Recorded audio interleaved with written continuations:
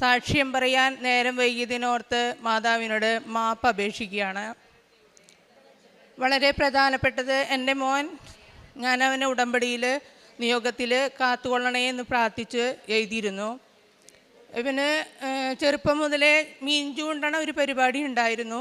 പക്ഷേ അന്ന് മെഷീൻ ചൂണ്ടയല്ല, മറ്റ് സാധാരണ ചൂണ്ടിയിട്ടാണ് മീൻ പിടിക്കാറ്. ഒരു ദിവസം അവന് കഴിഞ്ഞ ജൂൺ 7-ാം തീയതി പെട്ടെന്ന് തോന്നുകയാണ് കാലത്ത് എനിറ്റപ്പോൾ മീൻ ചൂണ്ടാൻ പോവാമെന്ന്. അവൻ പുഴയിൽ മീൻ ചൂണ്ടാൻ പോയപ്പോൾ അവിടെ മീൻ ചൂണ്ട ഇട്ട് പുഴയിൽ എവിടെയോ കുളത്തി പിടിച്ചു. അപ്പോൾ തന്നെ അവൻ ഇങ്ങനെ കുളത്തിങ്ങനെ വിടിക്കാൻ കരയിൽ നിന്ന് ശ്രമിച്ചതാണ്. പക്ഷേ ചൂണ്ടേരെ കുളത്തൊടിഞ്ഞു പോയി. അങ്ങനെ റിട്ടേൺ വന്ന് അതവൻ്റെ കണ്ണിലേക്ക് കയറി. അപ്പം തന്നെ അവൻ എന്നെ വിളിച്ചു, അമ്മ എൻ്റെ കണ്ണ് നഷ്ടപ്പെട്ടു, ഓടിവായോ എന്ന് പറഞ്ഞ് കരയാണ് ആൾ. ഞാൻ വേറൊരു കൊച്ചിൻ്റെ വണ്ടി എടുത്ത് ഞാൻ അവിടെ ചെല്ലുമ്പോൾ ഇവൻ്റെ കണ്ണിലെന്തോ തൂങ്ങിക്കിടക്കണതാണ് ഞാൻ കാണുന്നത്. എന്താണെന്ന് എനിക്കും മനസ്സിലായില്ല. ഞാൻ അടുത്ത് ചെന്ന് എൻ്റെ മാതാവേ എൻ്റെ മോനെ കാത്തോളണേ എന്ന് പ്രാർത്ഥിച്ചു. ഞാൻ നോക്കിയപ്പോൾ അവൻ്റെ കണ്ണിൽ മീൻ ചൂണ്ടേരെ മെഷീൻ്റെ സാധനം ചൂണ്ടക്കുളത്ത് അത് കയറി തൂങ്ങിക്കിടക്കുകയാണ്. അപ്പോൾ അത് കണ്ടപ്പോൾ എനിക്ക് ഒത്തിരി പേടിയും വിഷമം തോന്നിയെങ്കിലും ഞാൻ മാതാവിനെ വിട്ടുകൊടുത്ത് പ്രാർത്ഥിച്ചു. എൻ്റെ കയ്യിൽ എപ്പോഴും കാശ് രൂപ ഉണ്ടാവും, ബാക്കിയുള്ളതൊക്കെ വണ്ടിയിലെ ഉള്ളിലാണ് ഇരിക്കാറ്. അപ്പോൾ ഞാനിവനെ പുഴയുടെ അടുത്തുനിന്ന് കുറച്ച് വഴിയുണ്ട്, ഇവനെ വണ്ടി കിട്ടുന്ന സ്ഥലത്തേക്ക് ഞാൻ കൊണ്ടുപോകുന്നു എൻ്റെ വണ്ടിയുമ്പോൾ തന്നെ. ഇവിടെ വന്നപ്പോൾ എനിക്ക് പെട്ടെന്ന് ആംബുലൻസ് കിട്ടി. ആംബുലൻസ് കിട്ടിയപ്പോഴും ഞങ്ങൾ മോനോട് ഞാൻ പറഞ്ഞു, മോനെ മാതാവിനോട് പ്രാർത്ഥിക്ക്, കാഴ്ചയ്ക്കൊന്നും കുഴപ്പമുണ്ടാവില്ല. ഞങ്ങൾ ഇത്ര ഗൗരവം വിചാരിച്ചിട്ടല്ല ആംബുലൻസിൽ കയറുന്നതും അങ്കമാലി ആശുപത്രിയിലേക്ക് പോകുന്നതും. ഞങ്ങളവിടെ ചെല്ലുമ്പോൾ എൻ്റെ മോനെ കണ്ടപ്പോൾ ഡോക്ടർ പറഞ്ഞു, ഞങ്ങളിത് ആദ്യമായിട്ടാണ് ഇങ്ങനൊരു സംഭവം കാണുന്നത്, ആദ്യമായിട്ടാണ് ഞങ്ങളിങ്ങനെ ചെയ്യാൻ നോക്കുന്നത്. ഞങ്ങളാദ്യം തന്നെ തരിപ്പിച്ചെടുക്കാൻ നോക്കാം എന്ന് പറഞ്ഞു. തരിപ്പിച്ചിട്ടും ഇവനത് എടുക്കാൻ പറ്റുന്നില്ല. ഇവന് വേദന കൊണ്ട് ഇവൻ വല്ലാതെ വിഷമിക്കുകയാണ്. ഇവൻ പറയുന്നുണ്ട് ഇതെങ്ങനെയെങ്കിലും ഒന്ന് എടുത്ത് തന്നാൽ മതിയെന്ന്. അപ്പം ഞാൻ മാതാവിനോട് പ്രാർത്ഥിച്ചു, മാതാവേ ഇവന് കുഴപ്പമൊന്നുമില്ലാണ്ട് എത്രയും വേഗം ഇതൊന്ന് എടുത്ത് കിട്ടാൻ. അപ്പോഴും നമ്മൾ ഇതിൻ്റെ ഗൗരവത്തെപ്പറ്റി ചിന്തിക്കുന്നില്ല. അപ്പോൾ ഓരോ ഡോക്ടർമാർ മാറി മാറി വന്ന് നോക്കുന്നുണ്ട്. അതിരാവിലെ ആയതുകൊണ്ട് ഡോക്ടേഴ്സൊക്കെ ഡ്യൂട്ടിക്ക് കയറണേ ഉള്ളൂ. അപ്പോൾ തന്നെ ചെറിയ ഡോക്ടേഴ്സൊക്കെ വലിയ ഡോക്ടറെ അറിയിച്ചു. അവർ എത്രയും പെട്ടെന്ന് കടന്നു വന്നിട്ട് നോക്കിയപ്പോൾ പറഞ്ഞു, ഇത് വെറുതെ വന്നെടുക്കേണ്ട കാര്യമല്ല, ഒരുപാട് പ്രശ്നങ്ങൾ ഇതിലുണ്ട്, ഞങ്ങൾക്ക് നിങ്ങൾ എഴുതി തരണം. എന്തെന്നാൽ ഈ കുട്ടിക്ക് കാഴ്ച ഇനി ഉണ്ടാവില്ല, നിങ്ങളെ അമ്മയല്ലേ, അപ്പോൾ എഴുതി തരും. അവൻ്റെ അപ്പച്ചനാണെങ്കിൽ നാട്ടിലില്ല, ഞാൻ തനിച്ചുള്ളൂ, അപ്പോൾ എഴുതി തന്നാലാണ് ഞങ്ങളിത് എടുക്കുള്ളൂ എന്ന് പറഞ്ഞു. അപ്പോൾ ഞാൻ പറഞ്ഞു കുഴപ്പമില്ല, എന്നാലും കൊച്ചിൻ്റെ വേദന മാറുമല്ലോ എന്നോർത്തുകൊണ്ട് ഞാൻ പറയുകയാണ്, എങ്ങനെയെങ്കിലും ഇതൊന്നും എടുത്ത് തന്നാൽ മതി, പിന്നീടൊന്നും കുഴപ്പമുണ്ടാവില്ല എന്ന് ചിന്തിച്ചിട്ടാണ് ഞാനും നിൽക്കുന്നത്. അപ്പോൾ തന്നെ ഞാൻ മാതാവിനോട് വീണ്ടും പ്രാർത്ഥിക്കുകയാണ്, മാതാവേ കുഴപ്പമൊന്നുമില്ലാണ്ട് എൻ്റെ മോനെ നീ കാക്കണം, കാരണം നീ എനിക്ക് തന്നതാണ് എൻ്റെ മോനെ, അവന് കാഴ്ചയില്ലാണ്ട് എനിക്ക് തന്നിട്ട് എന്താ ചെയ്യുക എങ്ങനെ ചെയ്യാമെന്ന് എനിക്കറിയില്ല, അവൻ്റെ അപ്പച്ചനോട് എന്ത് പറയണം എന്നെനിക്കറിയില്ല, നീ കാത്തോളണേ മാതാവേ എന്ന് പ്രാർത്ഥിച്ചു. അപ്പോൾ തന്നെ അവർ സർജറിക്ക് കയറ്റി. ഇവൻ ഭക്ഷണമൊന്നും കഴിക്കാത്തത് കൊണ്ട് പെട്ടെന്ന് സർജറിക്ക് കയറ്റി. ഡോക്ടർമാർ 8 മണിക്കൂർ നിന്നിട്ടാണ് ഈ ചൂണ്ടേരെ കുളത്ത് കണ്ണിൽ നിന്ന് മിണ്ടേമ തൂങ്ങിക്കിടക്കുന്ന ഈ കുളത്ത് ഊരിയെടുത്തത്. ഊരിയെടുത്ത് കഴിഞ്ഞപ്പോൾ ഇവന് ഓർമ്മ വന്ന് വരുമ്പോൾ കരയുന്നുണ്ട്, എൻ്റെ കാഴ്ച പോയി, എൻ്റെ കണ്ണ് പോയി എന്നൊക്കെ പറഞ്ഞ് കരയുന്നുണ്ട്. ഇവൻ്റെ കൂട്ടുകാർ ഇവനെ സമാധാനിപ്പിക്കുന്നുണ്ട്. ഒപ്പം ഞാനും പ്രാർത്ഥിക്കുന്നുണ്ട്. എൻ്റെ വിഷമം ഞാനിവനെ കാണിക്കുന്നില്ല, കാരണം ഇനി ഇവൻ വിഷമിച്ച് പേടിച്ച് ഇവന് പേടിയുള്ള കൂട്ടത്തിലുള്ള ആളാണ്. അപ്പോൾ അതങ്ങനെ ഒന്നും വരണ്ട എന്നോർത്ത് ഞാനും മിണ്ടുന്നില്ല. അങ്ങനെ അവിടെ നിന്ന് ഒരു 5 ദിവസം കഴിഞ്ഞപ്പോൾ ഞങ്ങളെ വീട്ടിലേക്ക് വിട്ടു. 15 ദിവസം കഴിഞ്ഞതിന് ശേഷം ഞങ്ങളോട് തിരിച്ച് കണ്ണ് ടെസ്റ്റ് ചെയ്യാൻ വരാൻ പറഞ്ഞു. അതിനിടയിൽ ഇവനെ MRI എടുത്തു. കണ്ണിൽ സൂചി ഒടിഞ്ഞ് തലച്ചോറിൽ കയറിയിട്ടുണ്ടോ എന്ന് അറിയാൻ വേണ്ടി എടുത്തു. അപ്പോൾ അതിൽ അവർക്ക് കുഴപ്പമൊന്നും കാണാനില്ല. അപ്പോൾ 15 ദിവസം കഴിഞ്ഞിട്ട് ഞങ്ങൾ വന്നപ്പോൾ ഡോക്ടർ കണ്ണയച്ചു നോക്കിയപ്പോഴാണ് പറയണത്, ഇത് ഇനി വീണ്ടും ഒരു സർജറി വേണം, കാരണം നമ്മുടെ കൃഷ്ണമണി മുഴുവൻ വൈറ്റ് കൊണ്ട് മൂടിപ്പോയി. ഇനി അത് കൃഷ്ണമണിയിലെ ലെൻസ് എടുത്ത് മാറ്റിയതിന് ശേഷം ഈ വൈറ്റ് ചിരണ്ടി കളയാം. അതിനിടയിൽ ഞാനൊരു കാര്യം മറന്നു. ഞാനിവിടെ ഇവൻ്റെ സർജറി കഴിഞ്ഞതിന് ശേഷം ഇവൻ്റെ ഈ ഫോട്ടോ എടുത്ത് ഇവിടെ അച്ഛനെ കാണാൻ വന്നു. എന്നിട്ട് അച്ഛൻ അത് മൊബൈൽ ഈശോയുടെ മുന്നിലും മാതാവിൻ്റെ മുന്നിലും വന്ന് സമർപ്പിച്ച് പ്രാർത്ഥിച്ചു.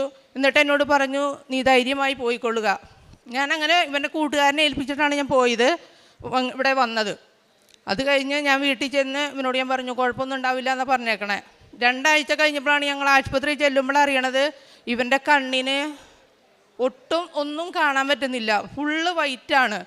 ഈ കൃഷ്ണമണി എന്ന് പറയുന്ന സംഭവം ഇവനില്ല. അപ്പോൾ ഡോക്ടർ പറഞ്ഞു, ഇത് ഇപ്പോൾ തന്നെ എമർജൻസി ആയിട്ട് സർജറി ചെയ്യാം. ഇവൻ്റെ കണ്ണിൻ്റെ ലെൻസ് മാറ്റി ഈ ബ്ലാക്കിലുണ്ടായിരുന്ന വൈറ്റ് കംപ്ലീറ്റ് ചിരണ്ടി കളഞ്ഞ് രണ്ടാമത്തെ സർജറി ചെയ്തു. അത് കഴിഞ്ഞ് ഞങ്ങളോട് 1 മാസം കഴിഞ്ഞ് ചെല്ലാൻ പറഞ്ഞു. ലെൻസ് മാറ്റി വെച്ചു. കുറച്ച് ടെസ്റ്റുകളൊക്കെ ഉണ്ടായിരുന്നു, അത് കഴിഞ്ഞു. അത് കഴിഞ്ഞ് വീണ്ടും 3ാമത്തെ ഒരു സർജറി 4 മാസം കഴിഞ്ഞിട്ട് ലെൻസ് വീണ്ടും വയ്ക്കാൻ. അപ്പോഴും ഡോക്ടേഴ്സ് പറയുന്നത്, ഞങ്ങൾക്ക് ചെയ്യാൻ പറ്റുന്നതിലധികം കാര്യങ്ങൾ ഞങ്ങൾ ഈ കുട്ടിക്ക് വേണ്ടി ചെയ്യുന്നുണ്ട്, നിങ്ങൾ പ്രാർത്ഥിക്കുക. ഞങ്ങൾക്ക് അത്രേ പറയാനുള്ളൂ. ഞങ്ങൾ ആദ്യമായിട്ടാണ് ഇങ്ങനൊരു സംഭവം കാണുന്നതും ചെയ്യുന്നതും. അതുകൊണ്ട് നിങ്ങൾ ദൈവത്തോട് പ്രാർത്ഥിക്കുക. അപ്പം ഞങ്ങൾ മുട്ടിപ്പായി തന്നെ പ്രാർത്ഥിക്കുന്നുണ്ട്. അന്ന് ഇവന് ചെറുതായിട്ടൊരു വിശ്വാസം, മാതാവിനെ സഹായിക്കും, എൻ്റെ കണ്ണിന് കാഴ്ച കിട്ടും എന്നുള്ളൊരു ചെറിയ വിശ്വാസം ഇവനുണ്ട്. പറയുമ്പോൾ അത്രയുള്ള സംഭവങ്ങളാണെങ്കിലും വളരെ വലുതായതുകൊണ്ട് പിന്നീടും അവന് പേടി, ഇനി ഭാവിയിൽ എനിക്ക് കണ്ണ് കാണുമോ, ഇനി എന്തെങ്കിലും ചെയ്യാൻ സാധിക്കുമോ എന്നുള്ള ഭയമായിരുന്നു. ഓരോ ടെസ്റ്റിന് ചെല്ലുമ്പോഴും മാതാവ് ശരിക്ക് നമ്മുടെ ഉടമ്പടി വസ്തുക്കളായ കാശ് രൂപ ഞാൻ ഇവനെ മുട്ടിച്ച് പ്രാർത്ഥിച്ചിരുന്നു. ഇടയ്ക്ക് തൈലം തേക്കും, വിശ്വാസ പ്രമാണം ചൊല്ലി പ്രാർത്ഥിക്കും.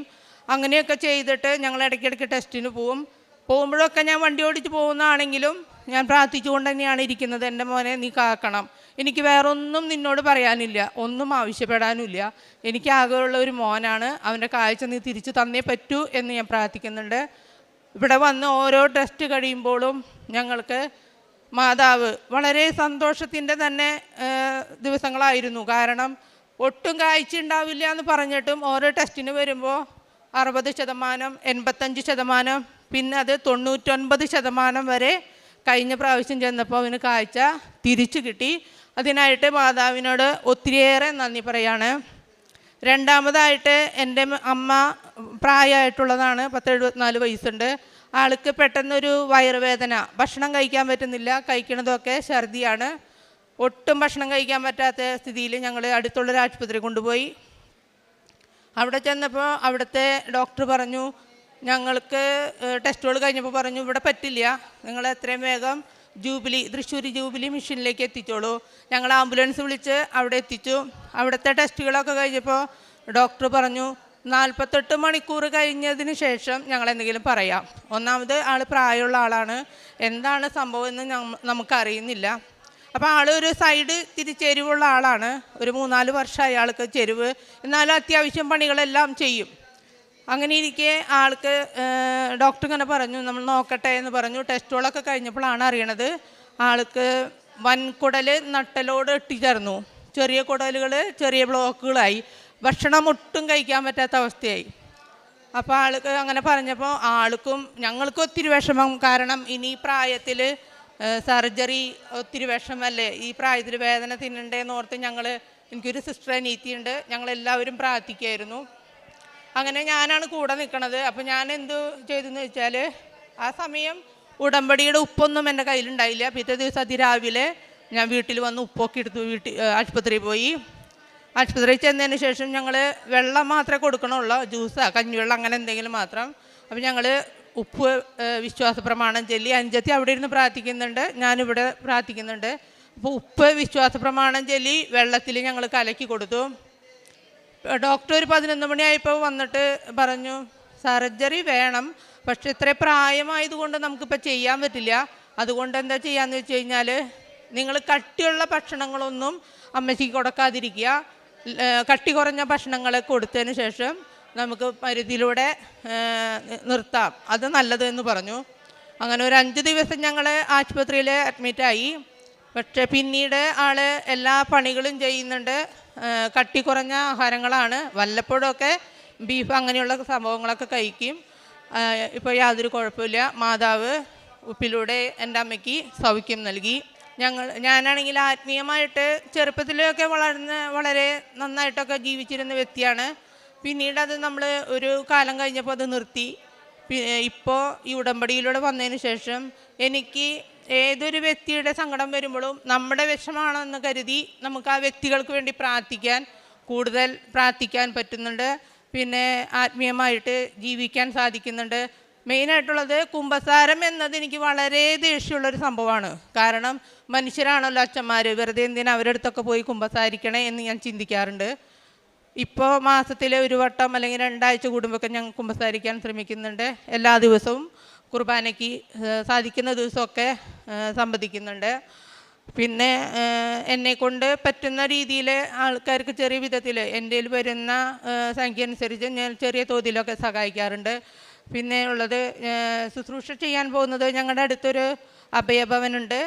അവിടെ ഒട്ടുമിക്ക ദിവസങ്ങളിലും ഞാൻ അവിടെ പോയി അവിടുത്തെ കുഞ്ഞുമക്കൾ തീരെ എഴുന്നേൽക്കാനും നടക്കാനും വർത്തമാനം പറയാനും പറ്റാത്തവരാണ്. അവരെ കുളിപ്പിക്കാനും ഭക്ഷണം കൊടുക്കാനും അവർക്ക് വേണ്ട സഹായങ്ങൾ ചെയ്തു കൊടുക്കാനും ഞാൻ ചെയ്യാറുണ്ട്. എനിക്ക് ഇതൊക്കെ ചെയ്യാനായിട്ട് എൻ്റെ മാതാവാണ് ഈശോയിൽ നിന്ന് എനിക്ക് അനുഗ്രഹം വാങ്ങിച്ചു തന്നത്. അതിനിടയിലൊരു കാര്യം, ഇവന് പെട്ടെന്ന് ഇപ്പോൾ കഴിഞ്ഞ ആഴ്ച ഇവിടെ വന്നപ്പോൾ എൻ്റെ ഉടമ്പടി ഞാൻ പുതുക്കി. അപ്പോൾ ബ്രദർ എന്നോട് പറഞ്ഞു, സാക്ഷ്യം പറയാണ്ട് പറ്റില്ല, മോൻ ഇത്ര വലിയ അത്ഭുതം പറ്റിയതല്ലേ, എന്നിട്ട് എന്തുകൊണ്ടാണ് സാക്ഷ്യം പറയായിരുന്നതെന്ന് ചോദിച്ചു. ഇവന് ക്ലാസ് മുടങ്ങിയതുകൊണ്ട് വരാൻ പറ്റാറില്ല. ഇന്ന് ഞങ്ങൾ ക്ലാസ് മുടങ്ങിയതാണ് സാക്ഷ്യം പറയാനായിട്ട്. അപ്പോൾ ഇവനോട് ഞാൻ കഴിഞ്ഞ ആഴ്ച വീട്ടിൽ ചെന്നപ്പോൾ പറഞ്ഞു, മോനെ സാക്ഷ്യം പറയാൻ പോകണം. വേണ എന്നുള്ളൊരു ചോദ്യം, പോണമെന്നുള്ളൊരു ചോദ്യത്തിലായിരുന്നു ആൾ. കഴിഞ്ഞ വെള്ളിയാഴ്ച അവൻ്റെ ബർത്ത്ഡേ ആണ്. വ്യാഴാഴ്ച അവൻ ക്ലാസ് കഴിഞ്ഞ് ഇരിഞ്ഞാലക്കുട അടുത്ത് ക്രൈസ്റ്റ് കോളേജിൻ്റെ അവിടെ വെച്ച് വേറെ 2 വീലറായിട്ട് കൂട്ടിയിടിച്ചു. ഇവൻ്റെ വണ്ടിക്ക് കാര്യമായിട്ടൊക്കെ കുറച്ച് പൈസ ചിലവുണ്ടെങ്കിലും, പുതിയ വണ്ടിയാണ്, പൈസ ചിലവുണ്ടെങ്കിലും മാതാവ് ഇവൻ്റെ ചിരട്ടയ്ക്ക് മാത്രം ചെറിയൊരു ചതവ് കൊടുത്തുകൊണ്ട് ഇവനെ കാത്തു രക്ഷിച്ചു. അത് അന്ന് പറ്റിയതുകൊണ്ടാണ് ഞങ്ങൾ ഇന്ന് സത്യം പറഞ്ഞാൽ മാതാവിന് നന്ദി പറയാൻ എത്രയും വേഗം ഓടി വന്നത്, അല്ലെങ്കിൽ ഇനിയും വൈകിയാനെ. അപ്പോൾ ഒത്തിരിയേറെ അനുഗ്രഹങ്ങൾ മാതാവ് ഞങ്ങൾക്ക് ചെറുതും വലുതുമായിട്ട് ചെയ്തു തരുന്നുണ്ട്. അതിന് വീണ്ടും വീണ്ടും ഒത്തിരിയേറെ സ്നേഹത്തോടെ നന്ദി പറയും.